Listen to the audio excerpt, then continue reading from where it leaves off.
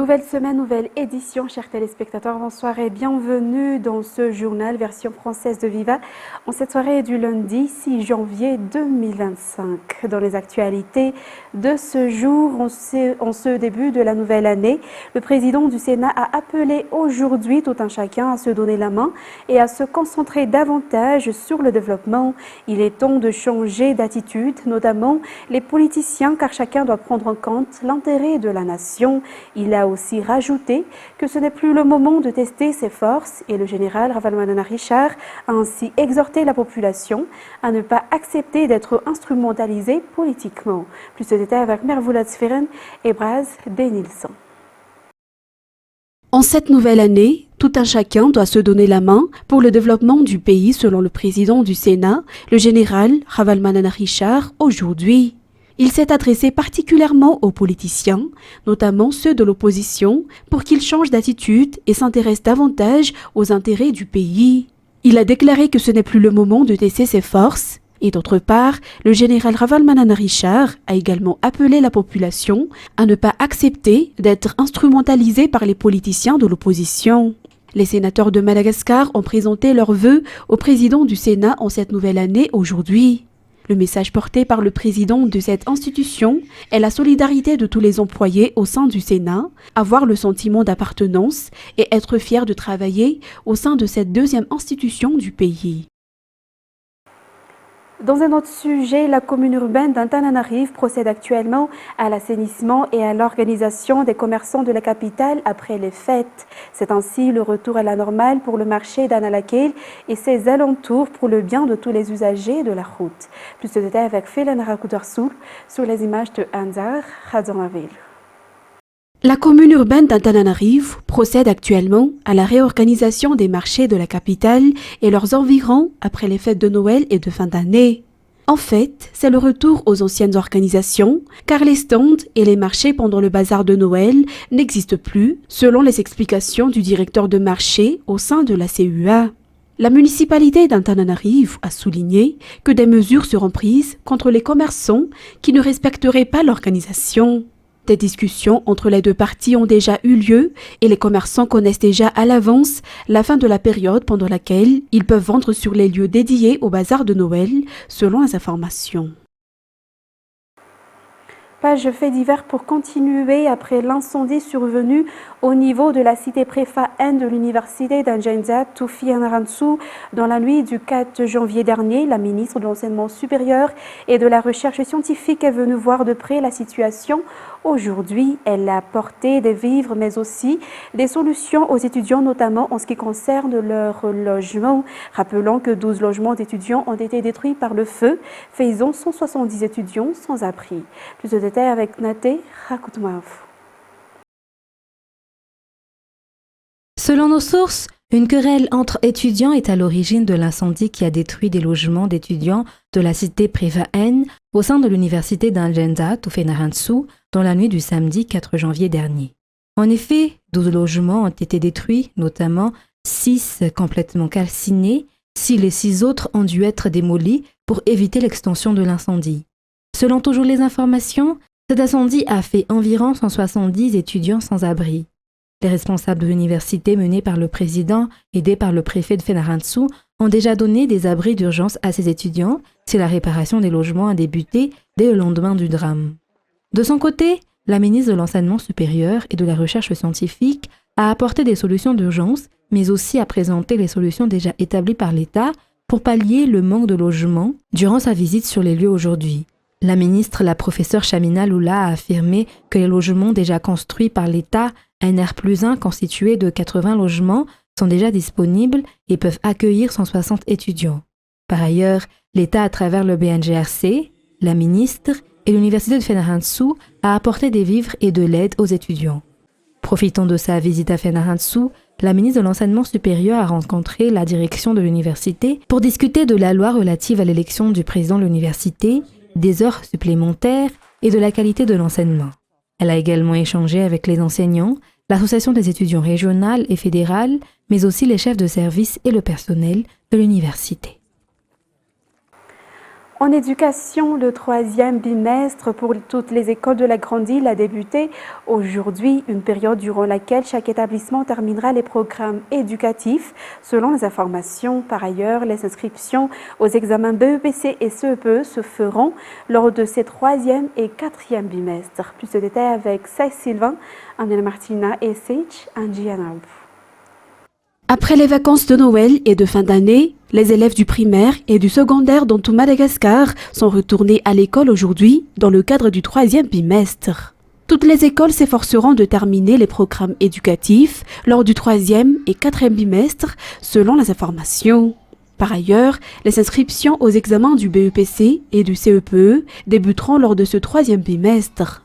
Il convient de noter que l'année scolaire est divisée en 5 bimestres. Le premier bimestre était du 9 septembre au 25 octobre 2024, le deuxième bimestre du 4 novembre au 20 décembre, le troisième bimestre du 6 janvier 2025 au 21 février, le quatrième bimestre du 3 mars au 11 avril et le cinquième et dernier bimestre du 28 mai au 20 juin. Ensuite, le centre d'infectiologie Charles Mérieux d'Ambouitsen a reçu de nouvelles infrastructures et équipements qui contribueront à améliorer les recherches et l'enseignement dans le domaine de la lutte contre les maladies infectieuses à Madagascar. Les étudiants et chercheurs de l'université d'Antananarive en seront les premiers bénéficiaires. Plus de détails avec Anna Martina et Saïs Sylvain. Le centre d'infectiologie Charles Mérieux a franchi une étape importante avec l'inauguration d'un nouveau bâtiment dans le cadre de son plan exceptionnel de renforcement. Cette nouvelle infrastructure, dotée d'équipements modernes, marque un tournant décisif dans la lutte contre les maladies infectieuses. L'acquisition de ces infrastructures et équipements présente de nombreux avantages. L'objectif est de promouvoir la recherche et l'enseignement selon les informations. Cela attira également des partenaires. Le centre d'infectiologie Ambouitsen a été fondé en 2011. Avec 10 employés à ses débuts, il en compte actuellement 65. En plus du laboratoire où seront effectués les travaux de recherche, des bureaux pour les responsables ont également été aménagés. Ainsi, ce nouveau bâtiment sera complémentaire des bâtiments existants car les responsables scientifiques et l'administration disposeront désormais chacun leur bureau. Et plusieurs essais et des recherches ont été effectués pour la mise en œuvre de la culture de riz hybride à Madagascar.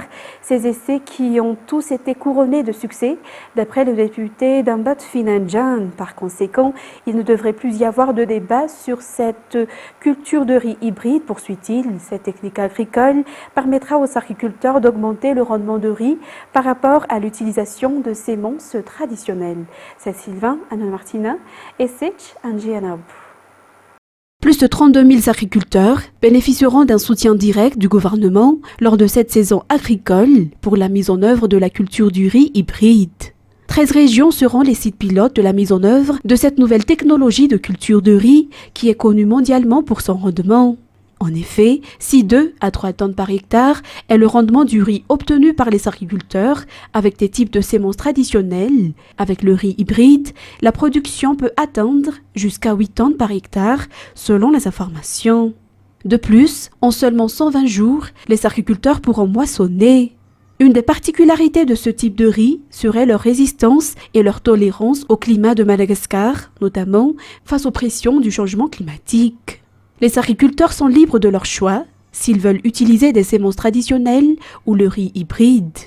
Néanmoins, des stratégies sont déjà mises en place pour la mise en œuvre de la culture de riz hybride à Madagascar. La production de semences de riz hybride localement est par exemple l'un des défis fixés par le gouvernement. La culture de riz hybride améliorera le moyen de subsistance des agriculteurs et cette technique agricole permet également d'atteindre l'autosuffisance alimentaire. En santé, des cas de zona sont constatés actuellement dans le pays. Le zona qui est la manifestation d'une réactivation du virus de la varicelle, le plus souvent chez les adultes âgés de plus de 50 ans. Selon les médecins, il n'y a aucune mesure de prévention contre cette maladie. Néanmoins, il est important de consulter un médecin dès que les symptômes du zona apparaissent. Plus de détails sur les images de Anzar Radzornaville. Le zona est la réactivation de la varicelle chez les personnes déjà atteintes de cette infection virale très contagieuse dont l'immunité est très faible, selon les explications des médecins. Elle se caractérise par l'apparition de vésicules sur la peau, parfois éprouvantes. Des cas de zona sont recensés actuellement dans la capitale, notamment chez les personnes âgées de plus de 50 ans. Les symptômes du zona varient selon le nerf touché. Le plus souvent, celui-ci innerve un seul côté du corps et sur cette zone, la peau devient plus sensible au frottement avec une sensation de brûlure. En 1 à 2 jours, des boutons contenant un peu de liquide clair apparaissent. Ils sèchent et se couvrent de croûtes qui tombent après une dizaine de jours et la zone infectée reste douloureuse pendant 3 à 4 semaines. Dans certains cas, ces douleurs persistent plusieurs mois. Le stress, la fatigue, la baisse d'immunité sont entre autres les causes du zona, selon les explications. Il n'y a aucune mesure de prévention de cette maladie, mais il y a quand même des bons gestes à adopter, notamment le fait de dormir suffisamment, la pratique de sport et avoir une alimentation équilibrée, selon toujours un médecin. Pourtant, il est important de consulter un médecin dès que les symptômes du zona apparaissent. La réactification du virus de la varicelle, qui est à l'origine du zona, est observée le plus souvent après 50 ans ou lorsque le système immunitaire est affaibli, selon toujours ce praticien. En ce qui concerne maintenant les actualités internationales, destination France, le procès de Nicolas Sarkozy s'est ouvert lundi devant le tribunal de Paris. Pour son 5e procès en 5 ans, l'ex-chef de l'État va devoir répondre aux côtés de 3 anciens ministres d'accusations de financement illégal de sa campagne de 2007 par la Libye de Mouammar Kadhafi. Retour sur l'affaire en plusieurs dates clés. Reportage signé France 24. Nicolas Sarkozy, de nouveau face à un tribunal ce lundi. Les juges soupçonnent l'ancien président d'avoir bénéficié de la générosité du dictateur libyen Mouammar Kadhafi pour financer son accession au pouvoir. En échange, le président nouvellement élu aurait ensuite participé à la réhabilitation de la Libye sur la scène internationale. Point d'orgue de ce retour en grâce, une visite officielle de 5 jours du guide libyen à Paris et la signature de nombreux contrats. Des liens qui auraient été noués dès fin 2005 et la première visite de Nicolas Sarkozy à Tripoli, officiellement pour discuter de coopération sécuritaire.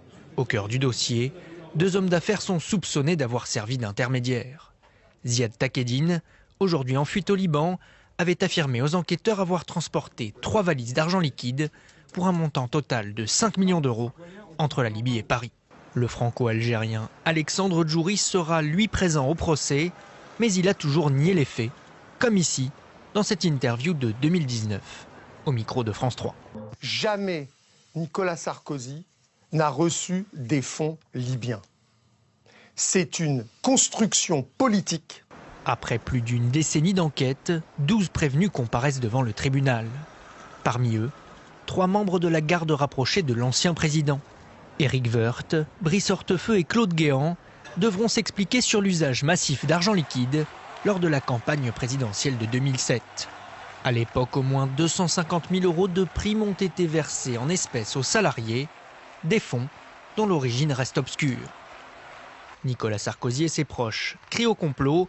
Tout ceci ne serait qu'une vengeance du régime Kadhafi pour le rôle de la France dans sa chute en 2011. Cette accusation, il la conteste, elle est grotesque. On ne sait même pas quel est le montant de ce financement allégué.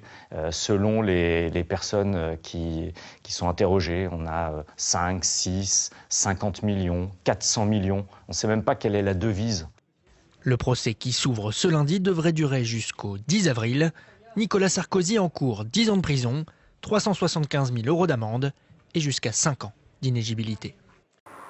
Ensuite, l'ex-candidate du RN à la présidentielle, Marine Le Pen, a entamé dimanche une visite de 2 jours à Mayotte, plus de 3 semaines après le passage dévastateur du cyclone Chido. Le plan de reconstruction préparé par le gouvernement français ne va pas assez loin, a-t-elle déploré à son arrivée sur l'archipel français. France 24. Pas de comité d'accueil à l'arrivée de Marine Le Pen. 3 semaines après le cyclone Chido, elle veut faire dans la sobriété. Mais dès sa première déclaration, elle critique le plan de reconstruction annoncé par le gouvernement. Il ne va pas assez loin parce que je pense qu'il manque un volet important, qui est un volet diplomatique, sans lequel beaucoup des choses qui ont qui sont promises ne seront pas tenues. Si c'est nécessaire, évidemment qu'on sera présent pour rappeler au gouvernement les promesses qui ont pu être faites. Un coup de pression politique. Ici, Marine Le Pen est en terrain conquis. Il ne faut pas qu'on traîne là, parce que dernière heure, 18h. 59% des voix au second tour de la présidentielle en 2022 et une députée RN mahoraise élue pour la première fois en juillet dernier. C'est l'occasion pour Marine Le Pen de dénoncer l'immigration illégale qu'elle considère comme un fléau. À quelques minutes de l'aéroport, ces Mahorais que nous avons rencontrés perçoivent diversement sa venue sur l'archipel. En vrai, ça me laisse indifférent parce que même si elle vient, ça va pas changer grand-chose. Pour moi, selon moi. Je me dis que c'est une bonne chose, tant qu'il y a des gens qui pensent à nous. Oui, je pense qu'il peut changer quelque chose dessus. Il peut changer quelque chose. Et je crois qu'il peut stopper la migration. Arrêter l'immigration, une perspective qui inquiète cette Comorienne installée ici. Je ne sais pas si ce n'est pas une bonne chose, parce qu'on sait que Marine Le Pen n'aime pas les étrangers. Cet autre nous explique les raisons de sa venue à Mayotte. Pour la santé et l'éducation. Vous n'avez pas eu le choix? Nous n'avons pas de choix. Immigration, pauvreté et sentiment d'abandon, un terreau dont l'extrême droite a su tirer parti au fil des années. Marine Le Pen a prévu de se rendre au nord de l'archipel à la rencontre des sinistrés, là où Emmanuel Macron et François Bayrou ne sont pas allés. De son côté, le gouvernement contre-attaque et promet des mesures de fermeté migratoire à Mayotte. Et en Tunisie, le passé de la guerre en Syrie refait surface après la chute de Bachar al-Assad entre 2011 et 2016. Plusieurs milliers de Tunisiens ont quitté le pays pour combattre en Syrie. Beaucoup ont rejoint les rangs de l'État islamique et d'autres milices islamistes. La question du retour des enfants de djihadistes, pour beaucoup en entente dans des camps, est problématique, tout comme celle des détenus dans les prisons syriennes. France 24. Dans le salon de la maison familiale à Kérouan, au nord du pays, Tahia Bouaï contemple les photos de ses petits-enfants. Elle ne les a jamais vus physiquement. Ces deux-là sont morts. Lui, c'est Abdallah, l'aîné. Lui, c'est Abderrahman. Et elle, c'est Hajer. Ils étaient 5, tous sont nés en Syrie. 2 sont décédés de froid et de maladie dans le camp d'Azaz, à la frontière turco-syrienne. Ce sont les enfants de son fils, partis en 2012 combattre en Syrie. Il est décédé en 2018, laissant derrière lui sa femme syrienne et les 3 petits qui ont survécu. Pour l'instant, nous n'avons pas encore relancé le ministère des Affaires étrangères pour ramener les enfants, car nous attendons que la situation se stabilise en Syrie. Nous ne savons pas encore comment ça va se passer.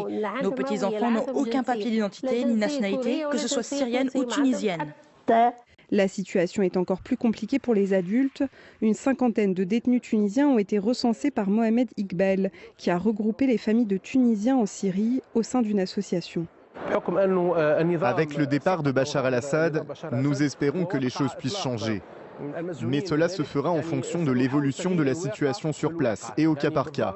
Ceux qui ont été libérés de prison peuvent au moins essayer d'aller à l'ambassade tunisienne à Damas et demander à rentrer en Tunisie. C'est le droit de tout Tunisien de pouvoir rentrer dans son pays. Un sujet sensible sur le plan politique, car l'opinion publique craint le retour non contrôlé de personnes radicalisées ou extrémistes.